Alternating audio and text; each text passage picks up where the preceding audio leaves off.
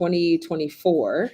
I know it's crazy how this time has gone by so quickly, but wanted to get on a live. I know I don't. Kavanaugh did a great job with going live pretty much every day last week and the week before.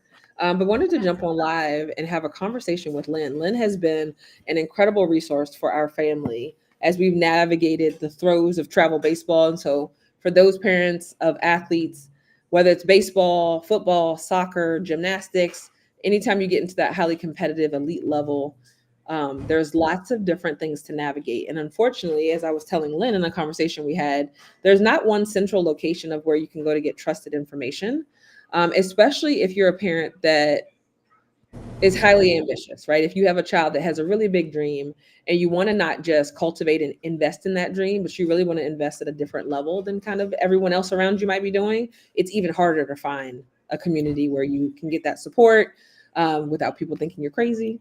And so just wanted to kind of jump on this live and have this conversation as we're going into, for the baseball parents in the room, we're in the off season officially for baseball. And so the spring season will start depending on where you are in the country. Some people may start as early as January for those of you that are in Florida or warm weather. But for the majority of us, we're not going to really start baseball until March or April. And so I know the space that we're in is kind of navigating what comes next for Kavanaugh in his 12U season, since this is his last season on the quote unquote smaller field.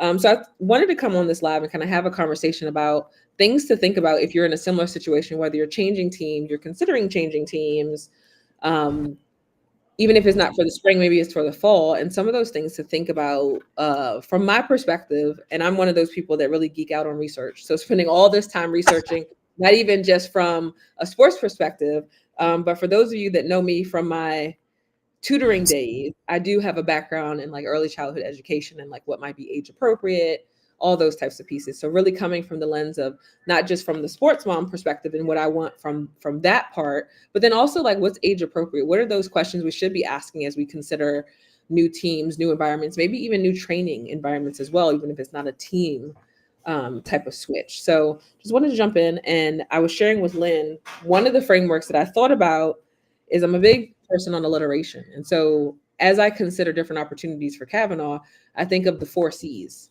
And I'll just name them and we kind of just, can dive in, Lynn, and dissect it a bit. But the first being coaching.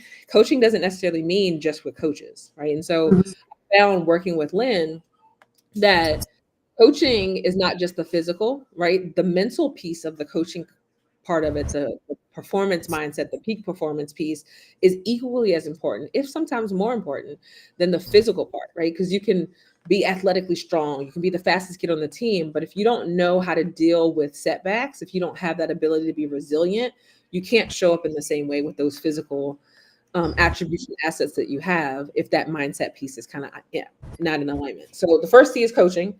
Not just what happens in the dugout or what happens at workouts with the coach, but also what happens off the field in terms of coaching to help support those performance pieces that we have.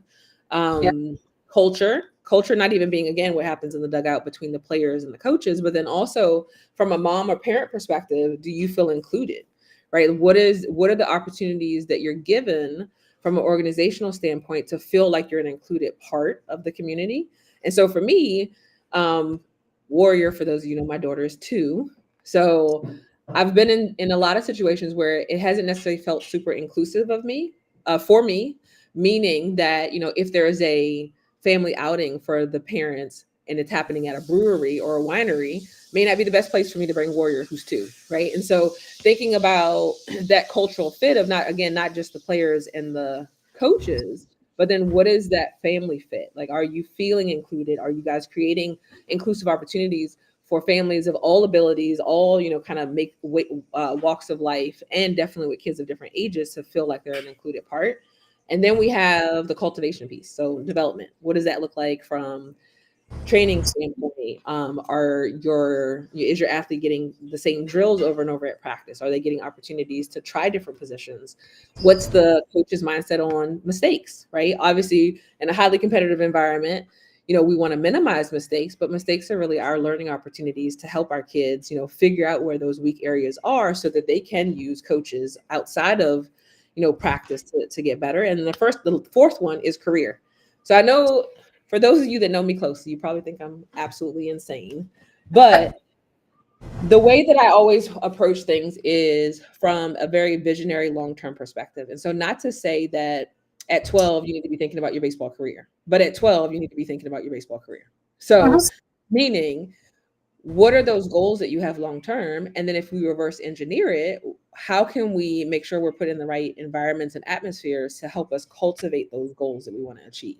So having that end goal in mind really does help you ask those hard questions of, is this team, is this training environment, is this whatever really helping me hit my long-term career goals? And if the answer is no, then obviously we need to think about other places to potentially explore. But I know I did a whole massive brain dump, but the 4 C's were coaching, culture, cultivation, and career. So I'll let you jump in, Lynn. Like, where do you think the mindset piece of this fits in into any of those pieces? Well, it fits into all of them, Lacey. But the first thing you said was about the coaching, but you also related the goals. And where we started with Kavanaugh, if you remember, is to get crystal clear on his goals. Because, like you say, if you know where you're going and then re engineer it backwards, you'll know how you're going to get there. So, one of the things that we do is we look at very carefully at his goals every week, where he's going, but we celebrate wins. That's where the mindset starts picking up. He knows where he wants to go. He likes stretch goals, but we have to celebrate the wins, and he can see progression and he can see things moving. 80% of success is mindset, because you can have, like you said, the technical ability, you can have the strength. But where Kavanaugh was getting held up, as we said in our last week's live, he was getting caught up in his head, because as he was striking out, he was then going away and beating up on himself and going through the motions. And there's this story that starts in your head, and it starts to build the I'm not good enough. So what we did was focus on getting rid of that and working on what happens when, so that he could reframe very quickly and get back into the game. But the 4 C's that you just talked about are so important. And I've seen you over the last year working very hard with Kavanaugh to try and get him to his dream.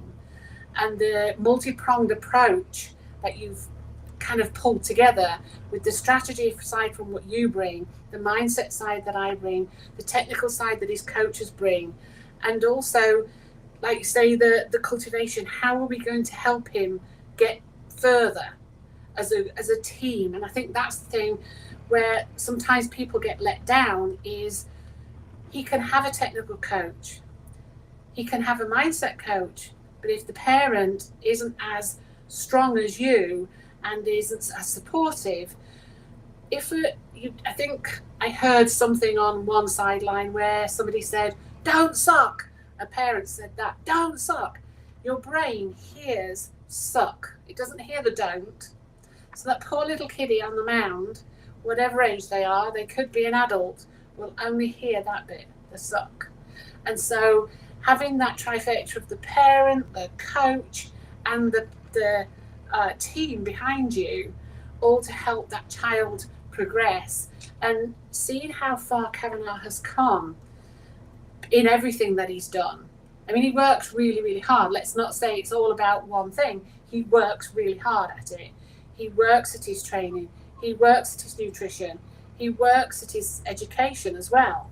But having everything all pulled together, that's what's helping him soar. I think you'll agree. Yeah, and it's one of those things too. Parenting, parenting exposes the flaws in you, and sometimes the flaws in how we were raised. Mm-hmm. No shade to my mom at all, but one of the things that I realized too is now we have this intergenerational thing, right? So I'm considered to be a geriatric millennial at this point. I'll be 40 years old in 2025. And he's 12, right? So he's Gen Alpha, one of those. And so I grew up in a space where, yes, you had parents screaming, "Don't suck," or "I paid all this money for you to be here. You're wasting my time. You're embarrassing me." So for not saying it's right or wrong, but I think for those of us that are 80s babies, we grew up in this generation where we did have it very blunt and direct, and you either figured out how to sink or swim. Yeah. just what it was, right? And so trying not to bring in those hardwired things that I have that I grew up with. So I played basketball. I was not the tallest by any means, but I had a lot of heart.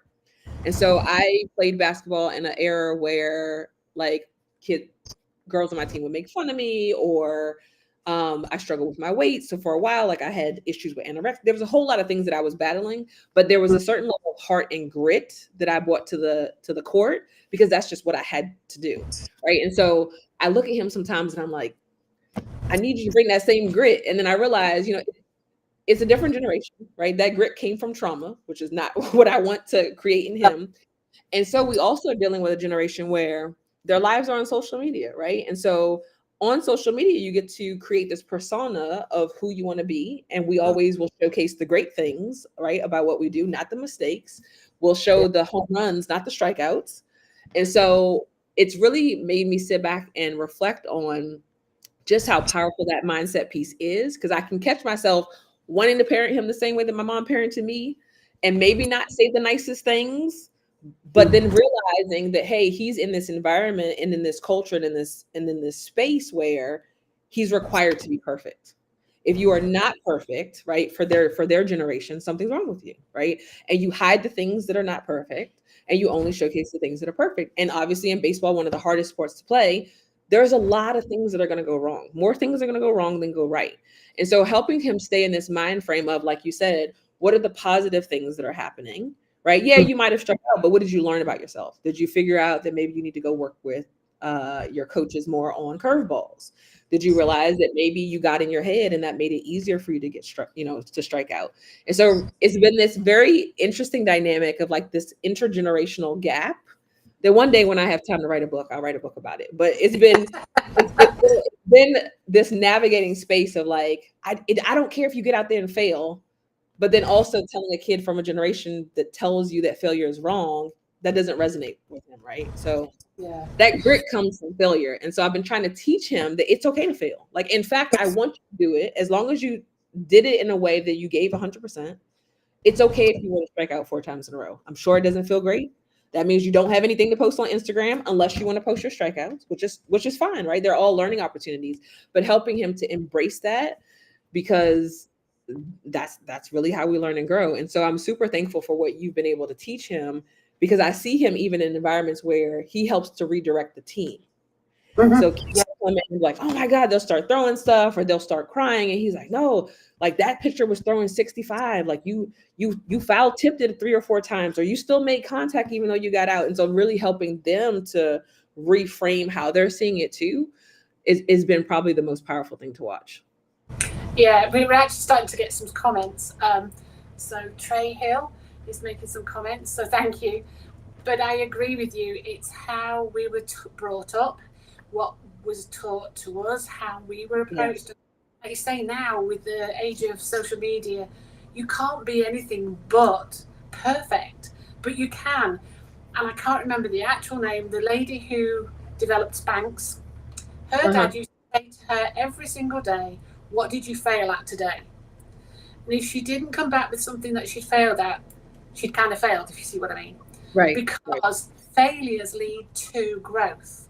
Yeah. So, like you say, giving Kavanaugh permission to fail or make mistakes. It's not Yeah. actually a failure, it's a learning, it's an opportunity. And then for him to take that into the team is awesome, because that's what we do when we're training young athletes. We're training them to train themselves, but also to train their team, so Yeah. that we can help them help their team. And what Kavanaugh is showing is great leadership in being able to do that. But the more he does that, the more it reframes him. Yeah. Because as you hear things coming out of your mouth, I often do it. I hear something coming out of my mouth and think, I should listen to that. Yeah. And it's the same thing. If Kavanaugh's telling other Yeah. people, he's probably thinking the same thing. Yeah, I should listen to that. Yeah. But it's one of those things that generations have changed. Yeah. And what my dad had said to him and what I've had said to me by my dad, etc., are down the line. But it frames who you are, Yeah. how things are said, and that's the important thing. How a coach talks to you, Yeah. how a parent talks to you, how a teammate talks to you. Because remember, it's all about language. Our brain really hears everything. Yeah. If you talk negatively, that's what you're going to hear, and it's going to start giving you negative energy back. But Yeah. if you started to talk positive, that's what you're going to get back. And that's one of the things we talked through with Kavanaugh about energy transfer and transformation. If he's positive, he can transfer that energy to other people. Right. And your brain is hearing the positive, their brain is hearing the positive. It's actually amazing to watch that transformation happen just by changing your language. And I've seen it with Kavanaugh, how he changes his language, and he'll stop himself mid-sentence sometimes and reframe it, which is awesome to see. Yeah, and as a parent, he does it on me quite often. And I'll be like, stop mindsetting me. Stop mindsetting me. Stop. He'd be like, but mom. I'm like, okay. Yeah. And it's interesting you talk about energy, because I think when we talk about the 4 C's, so the coaching, culture, cultivation, and career, if we talk about that culture part, and so for me as a parent, right, I'm on one end, not in the dugout, versus Kavanaugh's in the dugout. And so he has a different perspective of what culture means for a team. It's been interesting when I hear you say like about energy. So I think we know what positive energy feels like. And I think we definitely know what energy or toxic energy feels like. But then I find like in the teams that Kavanaugh's played for, there's, and whether it's, guest playing opportunities or teams that he's actually been on, not all of them, but some of them will have like this unspoken, how can I describe it? It's like walking on eggshells. So it's not like anyone's screaming at you, right? From you feeling like you're being attacked. And they're not overly positive. They're kind of in this gray area of just everything's great. Everything's great. The team just lost 0-30. Everything's fine. Yeah. And that's yeah. That's toxic positivity, where it's really not using it properly. Sorry, I didn't mean to interrupt you. No, you're good. It's just like you say, it's kind of blah for the team. If they've done something, made a mistake, fine, bring it up and make it a learning point and be positive about it. Yeah. Rather than everything's fine and we're just going to sweep it under the carpet, like our grandparents did. There were certain things you didn't talk about, sweep it under the carpet. But that doesn't help the children or the athlete, because everybody learns. It's a growth mindset. Yeah. Everybody learns from things that have happened. We can all look back at a year or a part in our life where something has gone horrifically wrong, and it sucks at the time and it's really not funny. But then something good happens out of it, and then you see the good out of it, and you're like, okay, I get why that had to happen. It's a sequence of events, and it's the same with the game. Okay, they might have, the first pitch might be really bad, but then the next pitch is better because the athletes thought about it, not from a negative point of view, but okay, what can I learn from that? Okay, I need to move my arm slightly differently. I don't know, I'm not a baseball mom. I'm learning, and Kavanaugh gets very frustrated when I don't know the terms sometimes. But I'm learning. But it's thinking through, well, how can I do something that little bit better next time? In terms of my technique, my how I stand, and standing there on the mound. We talked to Kavanaugh about the stance and standing proud, rather than like this, because it's about energy again. So standing proud gives you that bit more oomph before you even start throwing or pitching, should I say. Right. Yeah. I struggle with the terms too. I'm like, that thing, you know what I'm talking about. I do that a lot. It's like, fine. Yeah, I know what you're talking about. But yeah, I thought it was always interesting too, because so Kavanaugh's had the opportunity at this point to have played in Arizona, Texas, Florida, lots of places. And one of the things that I love about Texas baseball, and I can't speak generally because we only played like in one particular part of Texas, but there's something to be said about positive redirection, although it may feel firm, but being done in game versus waiting to the end of the game to then list all the things that have happened. Because then what I find, especially for my 12-year-old, you start listing all the things they didn't wrong after the second they've checked out. They don't hear third, the seventh, the 28th, the 184th first thing.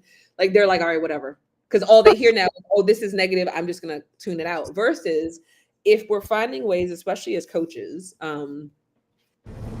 redirect or course correct throughout the game, again, albeit even if it is in a direct and blunt way, that's really where you get the most positive energy, right? Because although no one wants to make a mistake and be called out by the coach, but then they know that if I do, I'm not going to be chastised for it and benched for the rest of the game. Versus if I do make a mistake, maybe the assistant coach may take me aside and have me working on that thing that I messed up so that next time I get in the game again and that comes up, I know what to do.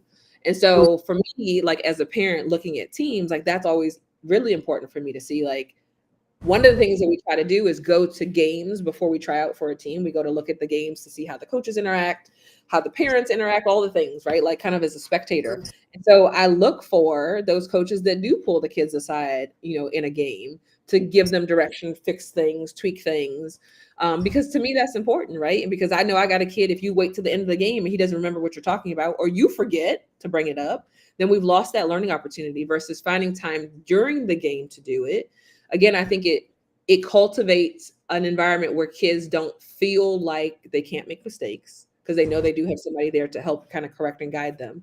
And then I think it also starts to teach the kids too, like, what did I do wrong? Okay, I know last time they told me I needed to fix this, right? And it gives them just a better sense of direction versus being on a team where everything is negative. So you make a mistake, you get benched, you don't know what you did wrong. Or versus everything's positive and you make lots of mistakes and you're making them, but there's no consequences, right? So you don't really have that motivation to want to get better because why does it matter? Yeah, there's always two ends of the spectrum, isn't it? Right. And like I say, course correcting as you go along. When a plane's flying and it goes off course, it doesn't wait till it lands to decide where it went wrong. Exactly. Right. It's constantly course correcting, right? And the same with the kids, because we all need to know if we're doing something wrong. If we don't know, we can't do something about it. Right. Right. A lot of even like the basketball, you talk about basketball, a lot of basketball coaches will correct as they're going along. And baseball is so important because there are so many different moving parts, and so many different positions. And if you're switching position, which sometimes happens as well, then it's important to course correct them on what's just happened, not like say three downs down the path, because the kid A has forgotten, they're on to the next thing. That's the environment we live in. They're on to the next thing. Yeah. So if you can connect them at the time and they can connect the dots and then move on and then keep connecting the dots, that's going to help a lot. And we've heard of lots of different coaches, and like you say, where somebody, if they're pulling the one aside, the athlete aside, and helping them while the game's still going on and helping the course correct, that's perfect, because like you say, next time they get in, they've got a better chance because they already know what to do. Right. I'd love to get your perspective, like from a mindset angle on development. And so for me, when I think of the third C, which is cultivation, I like opportunities that are going to challenge Kavanaugh.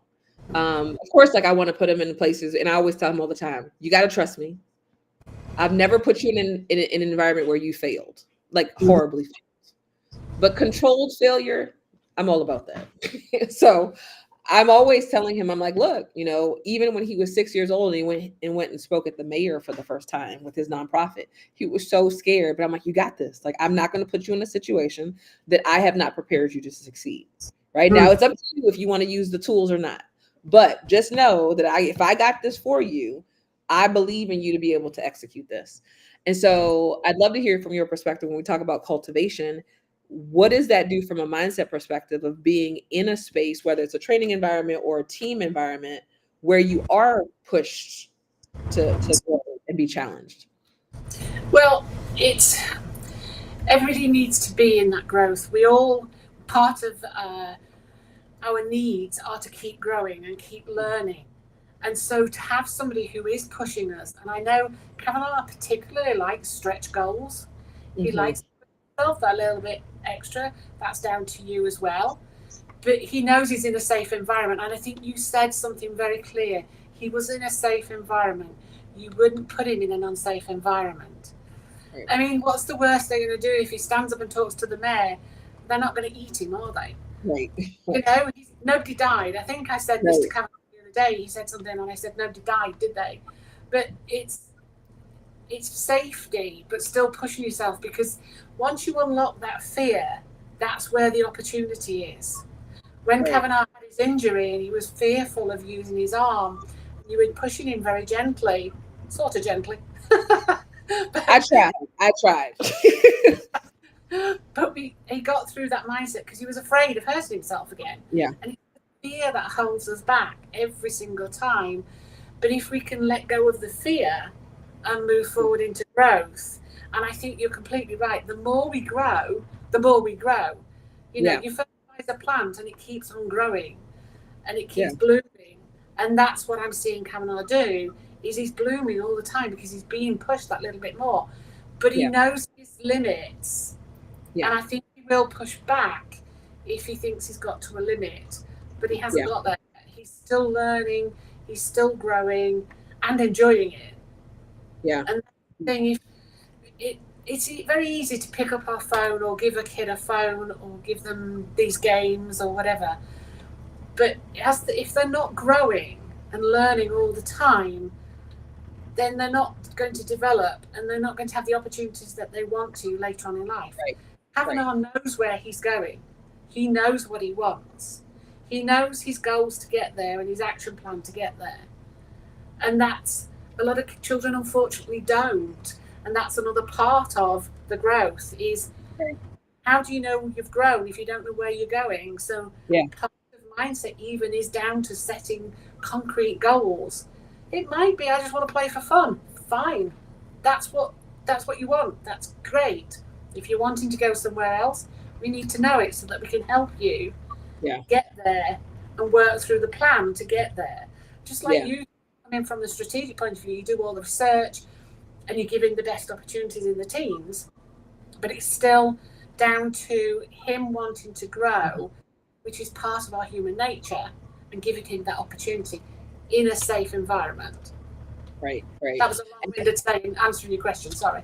No, you're fine. And I think, I think as adults, we talk about goals all the time, and we're going into, in 2 days, 2025, right? And so especially entrepreneurs or business owners, we're really big on what are our revenue goals? What are, our profit goals, all these things. And then I sit back sometimes, and I know like my sister-in-law is great with doing this with my nephews, is having them create goals. I remember walking into my nephew's room. He's a basketball player in college now. And I think he might've been 6th grade. And on his board, he had like his goals for the quarter and all that. And I remember like, wow. And, I thought back to like how, we were typically raised. And even for a lot of people, even now in 2024, as we end the year, like how often are we even asking our kids, right, that are under 16 years old, what are your goals? Not even just what are your goals for the month or the sport, but like, what are your goals in general, right? And so I always thought, which is why we created Cool and Dope, my son's nonprofit, is that we lose these opportunities to allow our kids to lead and to lead their lives. And then somehow when they turn 15, we think that there's going to be a switch that flips on and now all of a sudden they're responsible.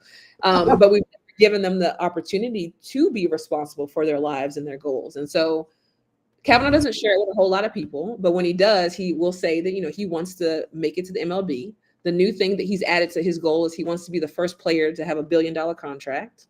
So Juan Soto has placed the benchmark high. He's like, I'm gonna be the first $1 billion athlete. I'm cold. And I'm like, that's fine, because if you fall short from $1 billion, I'll still take a couple million by any means. So I'd love to hear from the perspective of like, how can parents and coaches support athletes in creating goals? And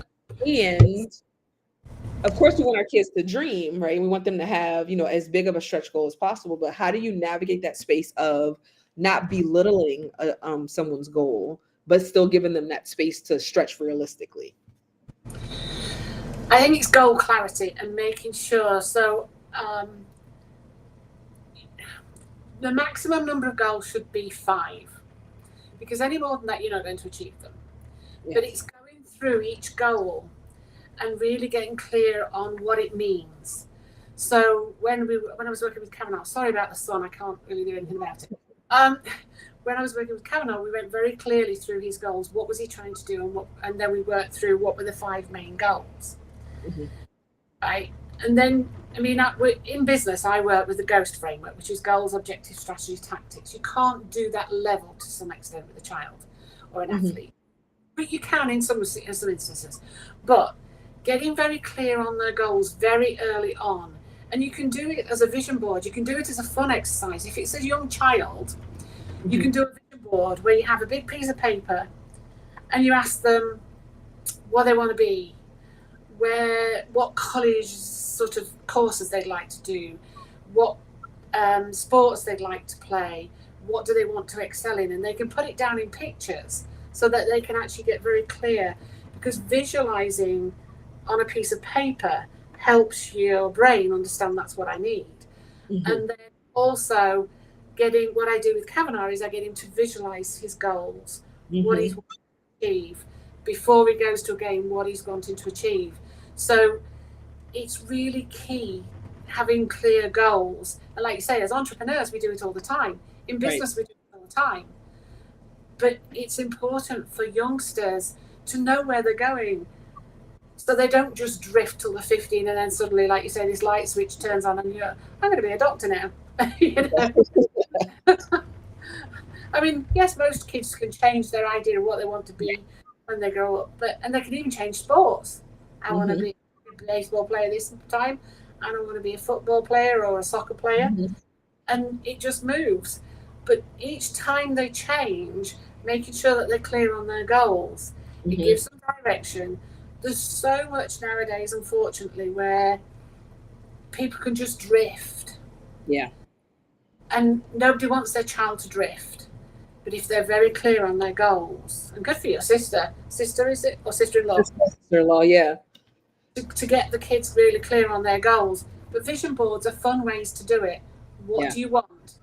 What do you want? Remember I did the exercise with the Wheel of Life with Kavanaugh. It just helps you focus your mind. Once you focus your mind where you want to go, your brain will help you get there. It will give you the opportunities. It will show you where the things that you need to take advantage of. And it's a really great way to develop as you're going through your teen years, where, as we know, other things are happening. And it all gets very confusing. But if you've got some structure and some guidance, you can make sense of the other stuff somehow. Right, for sure. And it's that visualization is game changing for him. So Kavanaugh and I play this game. I need to stop playing because I keep losing. And yeah, I've lost money. I've had to buy $400 bats. I just need to stop. But we usually will go into the game. We'll say, what are your goals for the game? He'll give me a goal, and then we'll say, okay, what's your stretch goal? And the deal we have is if he hits his stretch goal, he gets to choose what he wants. So this is probably where I went wrong. It's the rules. The rules probably weren't as clear as I needed to be. But I'm like, okay, it's the stretch goal. What's the likelihood that he'll hit the stretch goal? He's hit it 7 out of 7 times. And so that idea of setting a goal, just in general, a goal for the game really does help to focus him, because then he's like, okay, my goal is this. So if he surpasses it, he feels great. That stretch goal, clearly maybe it's not much of a stretch, but I thought it was a stretch. I'll give an example. He was playing a game actually in Florida a couple weeks ago, and he said, my stretch goal is to hit a home run. And I'm like, yeah, okay. He had gone at that point maybe 5 or 6 games without a home run. So I'm like, all right, sure, that's stretch goal. I'm like, oh, there's the ball. Okay. So then another time he was guest playing for a 13U team. So he's on a much bigger field, right? He's not super tall for his age anyway. So you can imagine playing up a whole year with the kids are almost 14. And the distance from the mound to the plate is longer. So he set his goals. He said, I want to be able to pitch. I want to have no walks. I'm like, okay, fine. So I'm like, what's your stretch goal? He's like, I want to have 7 strikeouts. So in my mind, I'm like, oh, I'm about to win this one. Of course. Yeah, that's fine. Stretch goal. Yeah, 7 strikeouts. He gets 9. I think you've been hustled, Mum. I think you've been hustled, Mum. Well, I mean, I thought it was a pretty good deal, because I'm like 7 strikeouts. I'm like, okay, on a bigger field. He had never gotten more than 3 on the bigger field before. So I'm like, okay, you double it, add 1. All right, I think I'm safe. So I even was like, you pick what you want. He's like, I want this $400 bet. I'm like, sure, fine, perfect. He goes in, first inning, he gets 1 strikeout. I'm like, oh, this is good. I can deal with this pace. Second inning, he gets 1 more strikeout. So now he's at 2 total. Third inning, he gets 3. And I'm like, okay, we're still at 5. I got 2 more. I'm like, they might even put him in the pitch again. So I might be good. They put him in the pitch. He gets 3. I'm like, he strikes out the side. I'm like, okay, now we're at 8. Now he's won his goal. So now he's mouthing at the dugout. If I get 10, then I'm like, nope. I've already lost one, so I'm not playing this game anymore. But it's been interesting to see when he does set those goals. Like he has again his kind of core goals that he's focused on, but then he has those stretch ones for fun that once he knocks out his core goals, he starts looking at that stretch goal. And literally 7 out of 7 times he's hit it. And so I'm like, it reminds me, like, where am I playing short in my life if this kid has willed into existence that he's going to hit these goals every single time, and he's done it, even in times where the odds were definitely stacked against him. And I'm like, wow, the mindset stuff, not to call it stuff, but the mindset strategies, they definitely work, because he's had time where he's looked over at me and he's like, watch this. I'm like, what? He's like, I'm gonna hit a home run. He'll get up there, swing the first 2 times, strikes. And I'm like, okay, maybe he's going to get humbled this time. And here goes the ball, and he hits it and it hits a home run. I'm like, okay, clearly he knows something that I don't know. But there's also that piece of like that strong conviction and belief, right, in your skill set, in your ability to call in that energy, call in that aura, whatever you want to call it, to you to create what you want to create. And I think that's the most beautiful part of what I've been able to see that you've cultivated in him, is this conviction and knowing of, I know who I am, I know what I'm capable of, and I have the tools to be able to get what it is that I want. Definitely. And we also talk about quietly confident. Yes. Because you can have all the tools and you can be making all this progress, and he's made a lot of progress. But we also want to be able to have him not get to that point where he's just being really cocky, because people don't like it. Right. But quietly confident, where he knows what he's doing and he has the experience and he has the confidence in himself. And that's great. And it is a confidence thing. And like you say, sometimes as adults, we get hit by so many things that our confidence goes. Mm-hmm. But because Kavanagh's been able to cultivate it and hone it in, he now, I'm not saying he's unstoppable, but virtually. Because if he knows there's a stretch goal and there's something at the end of it for a start, you're going to have to stop playing that game. Yeah. But fear goes out of the window.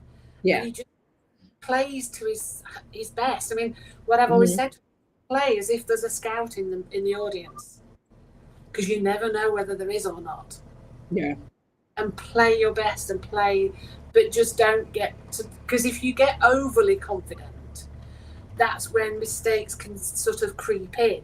So it's keeping that resilience and that fear in place and being confident, but not taking it, there's extremes. There's the fear extreme and there's overly confident, which can sometimes cause problems. That's when athletes start having problems, when they're overly confident, because they stop working at it.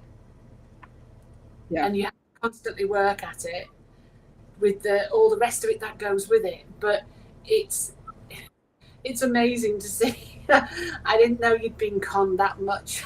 Yeah. The last time I was like, I'm done. I'm like, you can stay over there with your goals. The stretch goals is going to have to feel a little more impossible for me right now, because my bank account is like, this is not fair. He's had a lot of fun though.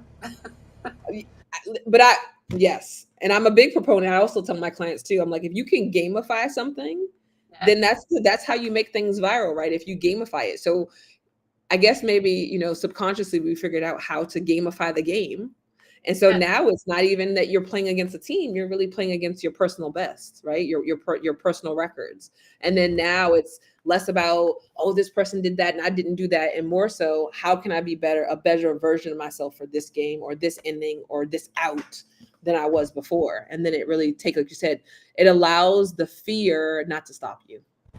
Exactly. You're competing against yourself only. Right. You're not competing against other people.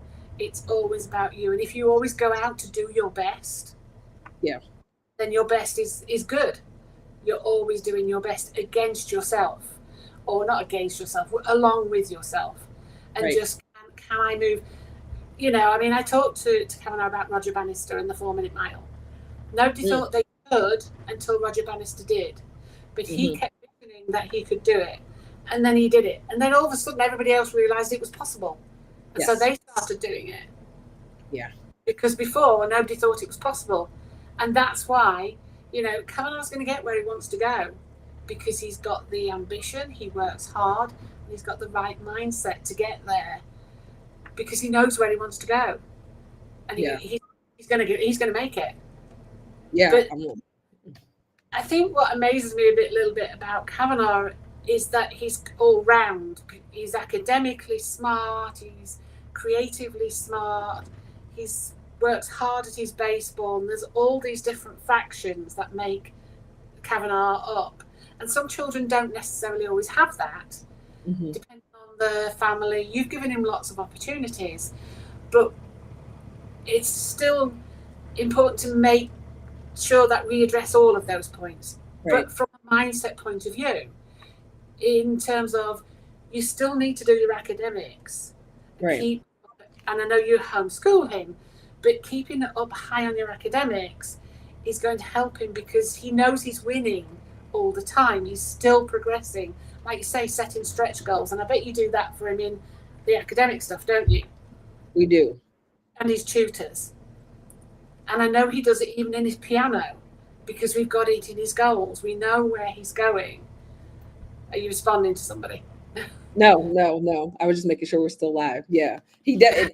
I'm laughing too because I'm sure he can be a pain in his piano teacher's ass because he does not like to practice. But I'm glad to hear that piano is one of the goals he has. Oh, yeah. Yeah. More so for fun. But it's important to have fun as well. Because in part and parcel of the mindset is you've got to be able to rest, relax, and reset. Constantly on the go, like most entrepreneurs are, is not exactly a good position sometimes. You know, you can't stress. So one of the things we also focus on with Kavanagh is the rest and relaxation part of it and the fun part. What are you doing for fun? Right. Because it's important. He's 12. You know, he should be having fun like any normal boy, as well as doing all of this amazing stuff. Because often children who excel like Kavanagh is, they don't get to have some of the other bits. But I know, you know, he interacts very well with Warrior and they play and they get silly and, you know, he has a lot of fun. But it's that balance. Because he's very driven. And his mindset's changed in almost everything, I think. You'll agree, in the way he approaches things now. Yeah, and I think the way too, in terms of how he even just looks at life. So we were driving yesterday and he's like, I want you to listen to this thing. And usually it's like some crazy TikTok video or some song that he likes, but he puts on a David Goggins interview. And and we're listening as we're driving to one of his baseball games. And I knew about David Goggins, but not really. But he talks about in that interview, he's talking about how people told him it was impossible for him to become a Navy SEAL and how he would have had to lose 100+ pounds in less than 3 months and all those things. And so we're driving, we park, and like, you know, he turns the radio off and he's getting his backpack stuff, you know, getting his baseball stuff out. And I'm like, but wait, did he lose the pounds? He's like, did he, Mom? He's like, he lost the pounds in 83 days. And then he went on to run 135 miles. And like, he's literally rattling all this stuff off. And I'm like, wow. Wow. And so it's like the idea too of almost him seeking out those people that have become examples of the impossible. Right. And now it becomes normalized to dream big and to go after it. Absolutely. Yeah. And that's a really good example from the point of view of dreaming what he wanted to do and making it happen and seeing it happen. And the fact that Kavanagh is seeking those people out. is going to help him, because the more people like that he seeks out, it's about the energy again. Mm-hmm. People are vibrating at high energy. Yeah. And that some of that's going to stick on Kavanaugh, and Yeah. some of that Kavanaugh's energy is going to stick. I told you earlier that he's just got a fan. One of my team wants to, thinks he's adorable. It's the energy that he's giving out at the Yeah. moment. Just success. Yeah. It doesn't have to be a numbered success. Just the fact Right. that he's being successful, because he's going for it and he's really putting the Right. work out, Yeah. and just being surrounded by successful people always helps, because it the energy transfer is amazing. Yeah. No, absolutely. So I appreciate you having this conversation. I know we've been on for about 45 minutes. I'll let you kind of close it, but I also want to, I see a couple people loving the video. So I appreciate all of you that have watched this. Um, Everybody keeps asking me what I want to be when I grow up. And I'm like, they're like, well, what are you doing with your stuff? What are you doing with your writing? What are you doing? You even asked me, Lynn, you're like, what do you want to, I'm like, oh, I don't know. I'm liking this chapter of being a baseball mom, partly because it brings two things that I really do enjoy, which is research and parenting. And so I don't know, like I just want to make sure, for those of you that are watching the video, to know that me and Lynn are resources. Lynn obviously brings a wealth of information when it comes from the mindset perspective. And then for me, I mean, I'm not a baseball athlete, not yet, at least, but I'm spending probably 2 to 3 hours a day researching things, reading articles. There's a baseball coaches convention I'm going to go to this weekend in our area, which I may be the only parent that goes, but I want to go and I want to listen to the clinics and things that they talk about. But I just realized too, like this is starting to become a bit of my life's work, right? Living not through my child, but living with my child on this journey that he has to become a major league baseball player, and as he will say, the first $1 billion athlete. And so just making sure that, whether we fall short of that goal or not, making sure he has all the resources and opportunities to get as close to that goal and achieve it as possible. So it's been a very interesting journey for me. I've learned a lot about myself in the process, but then also too, a lot of great opportunities that are out there that I think so many sports parents don't know are available. So just wanted to, extend that invitation as an opportunity for Lynn and I to be a resource if that is something that's of interest. Absolutely, and the whole passion that I see in you, and the passion that I brought to coaching Kavanagh, I think we both have the same aim, is to help young athletes, and this program that we're putting together addresses all of these facets, the 4 C's, the coaching, the culture, the cultivation, and the career, because if we can pull this all together, Lacey has done a lot of this work on her own in terms of the strategy, how to get where she needs to be for her son. But if we can help other parents, it's a bit like we can save you weeks and months of work. If we can pull it all together for you and pull in the mindset side so that you can utilize the same things that Lacey has, that's what we want to do, so that more athletes can get to where they want to do. Like I said, their aim, their goal may only be to play for fun. That's completely fine. But if they want to move further, and they want to be something past 15 in baseball or any of the other sports, the things applicable across the sporting realm. But we want to put something together for you. So if you're interested, we're going to drop a link in any of these, the Facebook, LinkedIn, Facebook, and YouTube. Set up a 15-minute discussion, find out a little bit more about what we're doing, and we'll tell you when we've get ready to launch. We're working on it feverishly at the moment, and we want to get this ready so that these athletes coming out into the new season are ready and they're set up for success. It's all about their success. Okay. All right. Thank Well, you. that yeah. No, I appreciate you joining me today. I hope you have a great rest of 2024. We only have 48 hours, less than 48 hours at this point. Yeah. So I'm excited to see. My goal is for Lynn and I to go live more often, or even Kavanaugh and Lynn, because the mindset piece really about what we've talked about in the past 50 so minutes, like had been the thing that was missing for Kavanaugh for so long. And so as a mom, to kind of see it come full circle of, we've done all the things with the best trainers, travel the country to get the best training, and then realize the one missing thing was something that I think a lot of people overlook. And for us to have gotten that thing with Lynn has been incredible. Not even just for me as a parent, which is super helpful, but then just for Kavanaugh, and to see and know that the mindset things she's taught him aren't just going to help him on the field, but definitely help him and take him very far off the field as well. Awesome, thank you. Yeah, and we wish everybody a very happy new year and a successful new year. Even if, as a you want to just start talking about what your goals could be for your kid, or even just what a vision board looks like, we can help you. Just write to us in the link. Just set up a 50-minute call, and we can have a chat and talk to you about some of these things that we've talked through that have helped Kavanaugh and have helped countless other athletes. So have a great rest of 2024, Lacey. And we didn't hear from the star himself, but I'm sure we will next time. Well, I'll tell you a little secret. He went and fell asleep. He played 2 games today, so he's been up since 6 a.m. And so I looked over, and he's cradling with his sister, so I'm giving them time to sleep. Rest and peace. He needs that time. So exactly. Into our voices and still taking it all in, but he's such a cutie, those warrior. Give the kids a hug, and I'll see you in the new year.